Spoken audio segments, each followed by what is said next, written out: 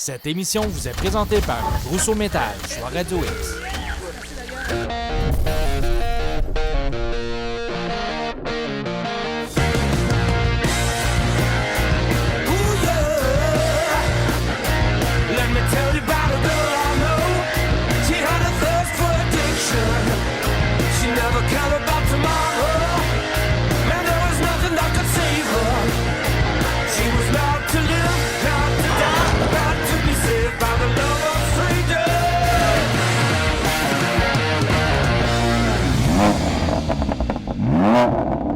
Salut tout le monde, je vous souhaite la bienvenue à festidrag.tv. Aujourd'hui, comme vous le voyez, Martin n'est pas là, mais c'est pas parce qu'il n'est pas là qu'il est en vacances. T'es où, Martin? Et oui, Sarah, je suis du côté de la Floride et on vous ramène des images exclusives de la IndyCar, du drag, du stock car et de la drift pour vous à festidrag.tv. Cette semaine, Dominique Fugère poursuit sa tournée des pilotes NASCAR avec Alex Labbé et sa petite famille. Aussi, on vous amène pour une première cette saison du côté de l'autodrome Granby. Et aussi du NASCAR, Martin? Et oui, on vous présente la première tranche NASCAR Canada du côté de CTMP en Ontario et un petit flashback retour en arrière de la Drift DMCC, la première expérience que j'ai eue du côté de Saner il y a quelques années de cela. Et là-dessus, faites du bruit! Yeah! Bon show!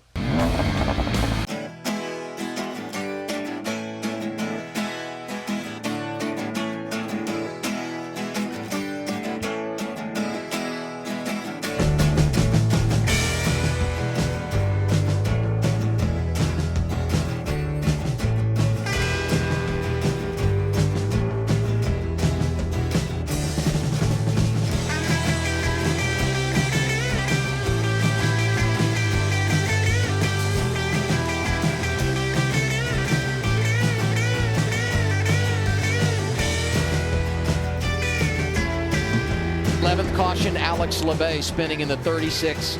Heavy damage for he and others. On est donc avec Alex Labbé et toute sa petite famille, Valérie et Adèle. Hey, comment ça va, la gars? Tu fais des belles risettes. On est ici dans un tout petit atelier pour une nouvelle équipe. Alex, je remarque que tu es seul, il n'y a pas d'employé, 2 voitures. C'est un gros défi, mais on en parlait tout à l'heure, tu as la chance d'être près de tout ici. Il y a l'entreprise familiale à côté, la maison n'est pas loin. Valérie réussit à travailler de la maison, puis Adèle vient faire son tour avec sa voiture. Ouais. Ça te change des États-Unis, on va se le dire. Là, non seulement tu n'as pas besoin de prendre l'avion pour aller travailler et piloter, tout ce que tu fais, c'est que tu mets tes souliers le matin et tu marches jusqu'à l'atelier. Quel changement ça a fait dans ta vie? Ah, c'est sûr que c'est une grosse adaptation avec Adèle qui est venue au monde l'année passée, mais c'est le fun, c'est différent. C'est sûr que je suis plus hands-on, je travaille plus après les autos directement que quand je courais en NASCAR Xfinity. J'y allais quand même une fois de temps en temps, j'allais surtout avec des GM, je passais j'irais 1 mois par année d'après moi dans leurs ateliers pour travailler avec eux.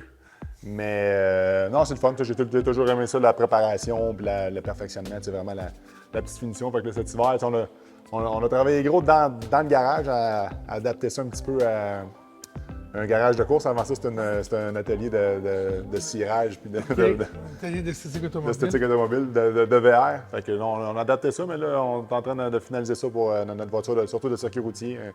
Il y avait beaucoup de travail à faire, mais c'est des beaux challenges. J'aime bien ça mettre ma main à l'auto puis savoir quand j'arrive à la piste de course qu'il n'y a rien qui a été négligé. Mais là, tu le dis, c'est beaucoup de travail, donc tu es plus près de la maison. Tu couches chez vous tous les soirs ou à peu près, comme on dit, mais Valérie, tu nous expliquais qu'il n'est pas vraiment là plus souvent parce qu'il est très occupé, mais quand même, de le savoir un peu plus près, c'est rassurant. Ça rajoute un peu au fait d'avoir bébé Adèle. Ben oui, on peut venir le voir quand on veut. C'est plus facile, c'est sûr. Comment est-ce que tu trouves ça, de savoir que maintenant, il n'est pas juste pilote, il faut qu'il ajoute une couche de gestion, une couche de travail. Puis dans ton travail, toi aussi, tu fais beaucoup de planification et de gestion. Est-ce que tu lui donnes des trucs? J'essaie qu'il soit un petit peu plus prévoyant à l'avance, mais Alex est plus dernière minute. Fait que on essaie de se compléter un peu dans tout ça. Puis moi, ça me fait plaisir d'aider au niveau dans l'équipe. J'adore ça, puis j'ai toujours aimé ça, les courses. Depuis que je suis avec Alex. Comment ça se passe avec elle? Alex, ça a changé comment d'avoir le petit bout de femme, justement, là, à qui moi je le sais, j'en ai une, elle est rendue Elle est rendue à 30 ans, la mienne, donc ça compte pas. Mais on pense à eux jour et nuit, là. Oh, you see the 36 get loose. Alex LeBay.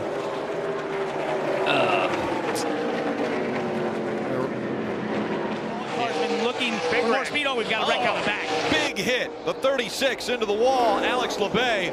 And the Canadian comes to a rest there with Raja Caruth. But That is a huge wreck. Pour un pilote automobile, on sait qu'il y a du risque. D'engager, c'est pas comme ça a déjà été, mais il y a quand même une portion de risque. On gère ça comment? Ah, c'est sûr que c'est différent, comme tu dis. Comme l'année passée à Road America, j'ai eu un gros accident. Puis, il me semble que là, ça m'a remis à la réalité un petit peu. J'ai perdu les freins au bout de la ligne droite, puis je suis allé cogner le mur à 130 000 à l'heure. Puis là, tu vois le mur arriver, puis là, à un moment donné, tu te remets à penser à ça, tu mets ça en perspective un peu. Il n'y a pas juste moi, là, fait que c'est plus je pensais à ma famille, ma petite fille. C'est là que je te dirais, c'est rare que j'ai pensé à ça, mais cette fois-là, j'ai vraiment une petite pensée pour ça, mais c'est vraiment le fun. Même qu'on a une bonne journée, une mauvaise journée, quand j'arrive à la maison, je la vois, elle me fait sourire, elle a une grosse sourire dans la face, ça n'a pas de prix. Puis là, avec une saison peut-être complète, ou à tout le moins la majorité des courses que vous allez faire ensemble, ça doit être plaisant, surtout que Papy est là, la cour est remplie de motorisés, il y a moyen d'avoir une vie de famille à peu près organisée, même quand on est aux courses. Là. Oui, on est vraiment chanceux avec justement le père Alex qui nous fournit toujours VR tous les étés. Là, ça facilite beaucoup la tâche avec la famille. Surtout avec la petite famille, c'est un petit peu plus flexible. C'est sûr que des fois, c'est encore... On a un petit peu plus de charriage d'équipement, mais on s'arrange quand même assez bien, c'est bien le fun. Alex, nouvelle équipe, on l'a dit, les objectifs pour cette année, ça ressemble à quoi? On va gagner des courses, c'est sûr que j'ai jamais gagné en circuit routier encore en NASCAR Canada. Toutes mes victoires sont sur des circuits ovales. Même si aux États-Unis, ta réputation est là. On le sait, il y a des circuits routiers qui s'en viennent en Xfinity, puis ton téléphone sonne pour les circuits routiers. Oui, puis ça, j'ai réalisé même, les 7 courses que j'ai gagnées en circuit routier, c'était en karting quand j'étais jeune. C'est sûr que là, c'est vraiment sur ma bucket list, je veux gagner en circuit routier. C'est pour ça qu'on met bien les Trois-Rivières? Ah, c'est sûr, on va tout mais la compétition est forte. Oui, très, très forte. On ne le cachera pas qu'en NASCAR Canada, c'est autant compétitif ou plus compétitif que quand je cours en NASCAR Xfinity. Les gars en avant sont le top 6-7, c'est tous des pilotes d'élite. Bon, ben, on te souhaite de faire ta place là-dedans. Merci beaucoup. Valérie, merci de l'accueil. On a bien hâte de se voir sur les pistes, puis d'avoir Adèle qui va amener son bolide. On va y trouver une petite place pour la stationner à Trois-Rivières.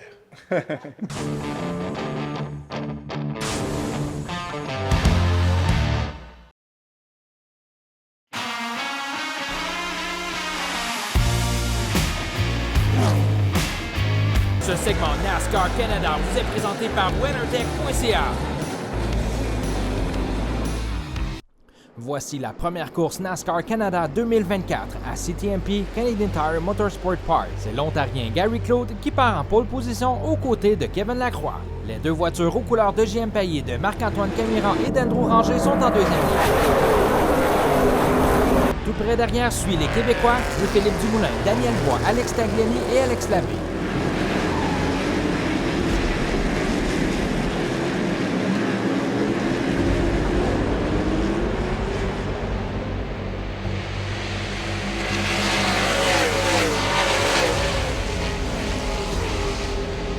Belle bataille entre le 36 d'Alex Labbé et le numéro 1 de Jean-Philippe Bergeron. Kevin Lacroix en a assez, il s'attaque au 59 de Gary Claude pour la première position.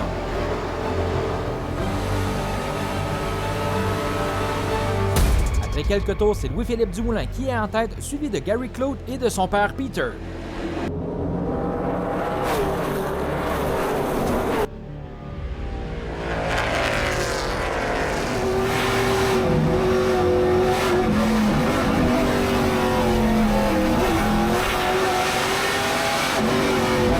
Au puits pour le 74 Kevin Lacroix.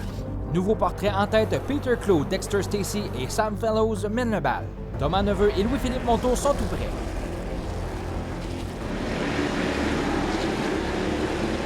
Jean-Philippe Bergeron tente de faire sa place aux côtés de Ryan Clough. Accrochage entre Louis-Philippe Monteau et Dexter Stacy, il sort de piste. Jean-Philippe Bergeron et Steve Côté en profitent.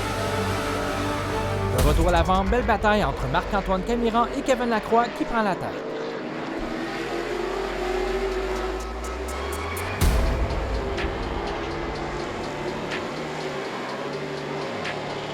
Problème pour le nouveau venu en NASCAR Canada, Steve Côté. Problème mécanique crève-cœur pour Kevin Lacroix, sa transmission a décidé de rendre l'art. Le drapeau blanc est agité, dernier tour pour Marc-Antoine Camiran, Gary Claude et Louis-Philippe Dumoulin.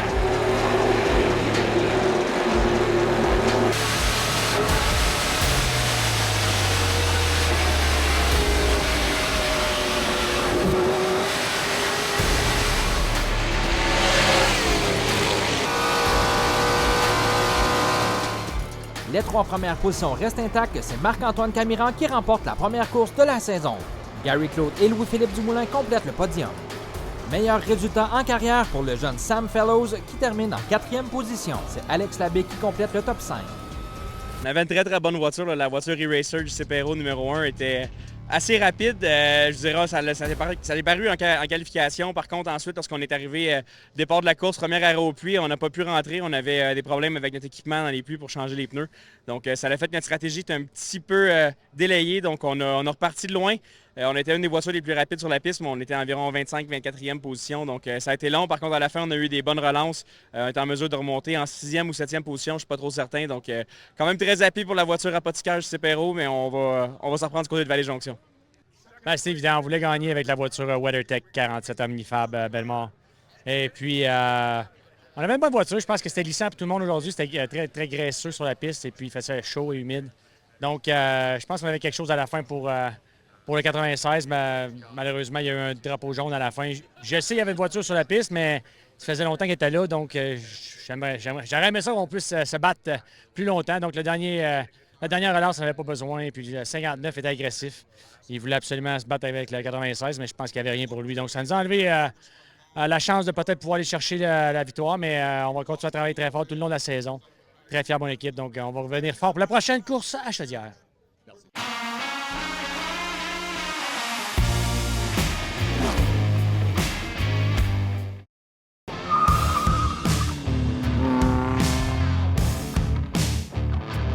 Salut la gang, Kevin Lusignan à l'Autodrome Granby pour les gars de course en collaboration avec FestiDrag.tv. Ouverture de saison, 50 tours en classe modifiée, 30 tours en classe Sportsman.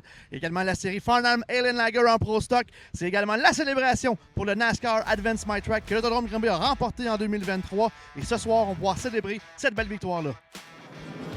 Et on est vert pour les modifiés!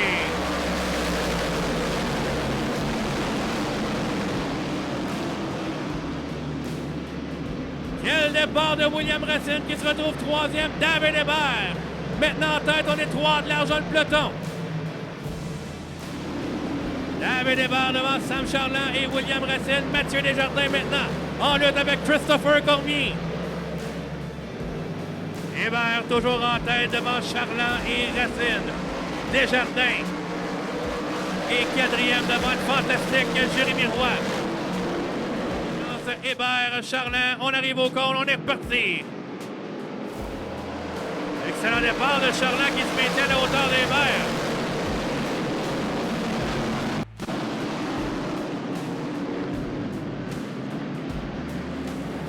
Desjardins maintenant 3e derrière Charland. Hébert est coincé.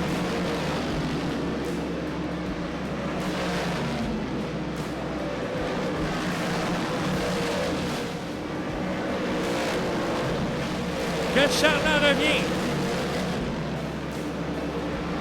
On a une belle lutte également entre Hollywood et Frankie Boy. Desjardins revient, il a l'avantage.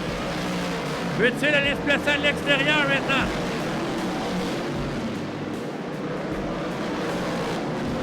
Les deux rois avec Courchaine.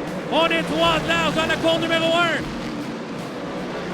Oh, et Félix. Il n'y avait pas grand place là pour passer. Et voilà Félix Roy. Félix Roy maintenant à l'intérieur de Charland, virage numéro 4. Et vient prendre la mesure du Bigfoot Hollywood, maintenant 3e. À la sortie de la 4, victoire de David Hébert devant Mathieu Desjardins. Félix Roy termine 3e.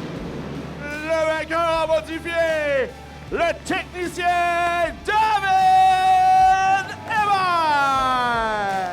David, je peux pas le cacher, après autant de victoires, autant de championnats, les mots commencent à me manquer en entrevue, mais je pense qu'une soirée comme ça ce soir, pour le plus grand champion de l'autodrome, c'était tout simplement du cruise control, puis on s'en allait en avant. Ouais, on avait un petit peu de bonne voiture qui a pris ça un petit peu à l'entrée des coins poussés, mais je savais que j'étais vite, mais c'est sûr que je pense que cette année, le spectacle va être ces 3 voitures-là qui sont sur le podium, et puis ça va être juste de bonne augure, ça va être bon pour toutes les autres, parce qu'on va se battre jusqu'à la fin, puis on va essayer de pas les laisser gagner.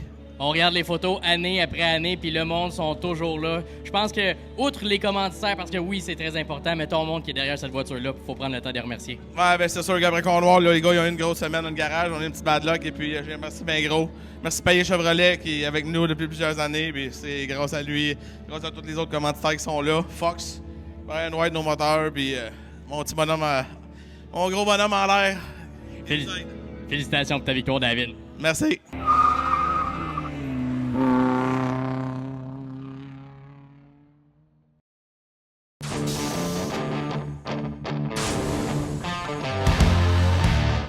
Ce segment Flashback vous est présenté par Rainix. Voici Drift DMCC Saner en 2016.